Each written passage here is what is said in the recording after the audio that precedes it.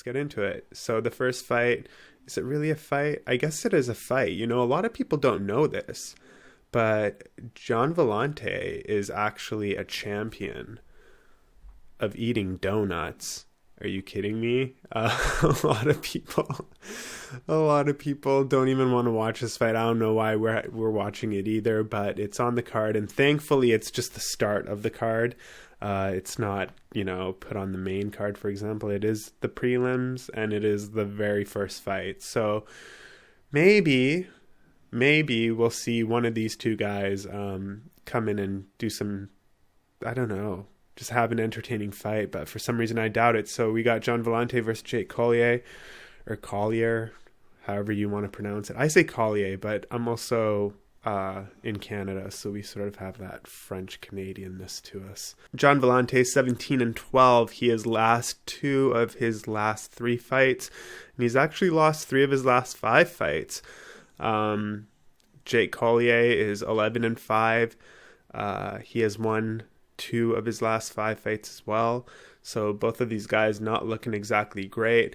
And speaking of not looking great, Gian Villante hasn't looked great, in my opinion, at all recently. It was the Maurice Green fight that did it for me, because he should have ended it there. And I don't know if the ref for that was Chris Taioni, but if the ref for that was Chris Taioni, then I don't blame John for that loss. And I've had this conversation with, I believe, FightGame Pro, whose channel you guys should check out as well. And essentially, I feel like Chris Taioni is a horrible ref and sometimes lets the fight go on for too. He's essentially screwed over a lot of fighters who should have gotten a TKO victory, and he's caused them to gas out, in my opinion, and then they end up losing the entire fight down the road. But that's a whole other story. But it is the Maurice Green fight that did it for me, knowing that John couldn't even get him out, he couldn't finish him. And it just goes to show, and then also the fight IQ level, right? Like, it just goes to show that not only could he not finish Maurice Green, but he didn't have the fight IQ to know not to gas himself out and to also pick his shots. And then he got overwhelmed when he was winning the fight, and he ended up losing. So he went through that entire process and lost the fight. Jake Collier, on the other hand, went in against Tom Aspinall. And so Aspinall is not a joke, so fighting him is one thing. But yeah, he got one punch, essentially hit, knocked out. I don't even think he got to throw a punch in that entire fight. So he's not looking too great either, but at least he's not looking good against good competition. I don't consider Maurice Green good competition. And Gian Villante looks like the guy who just doesn't give a shit anymore. Straight up, just doesn't care.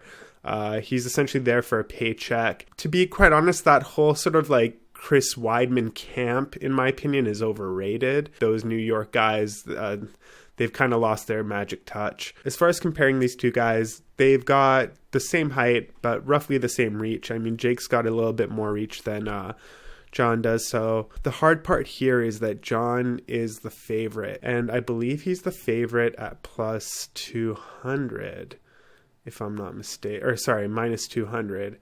And Jake Collier is at plus 165. Now, which way will this fight go? I could have said John had the knockout power to take out Jake, and I would have had he taken out Maurice Green, but he didn't. So on the latter side of that is Jake Collier's chin, up to par after what we saw happen with Tom Aspinall. So on one hand, I kind of believe John could get a knockout here, but on the other, I don't at the same time. He hasn't really been performing well. He's not really that efficient, but if he can beat somebody, it would be Jake. Let's be honest, right? He seems to always kind of come in. He's got that kind of pattern of inconsistency as far as winning and even losing. He's an inconsistent loser just as much as he is an inconsistent winner. I'm not confident in either of these fighters. Both of these guys can win, but both of them can lose just as much. Betting on something like this, a fight like this, I think is a lost cause. If you are going to bet money on this, I would just put it on Jake. He could get lucky. And maybe it's more than luck, but John's probably got the slight edge for sure. But John's just significantly looked worse and worse as he's fought recently. So I don't know. I kind of expect Jake to maybe come in here off of that loss with with Aspinall and kind of be looking to, make an impression again. John might not expect that, and then suddenly he's in for a lot of pressure from Jake, and maybe Jake takes over the fight after John gasses out in the first 30 seconds, because that's what happens. He gasses out so quick.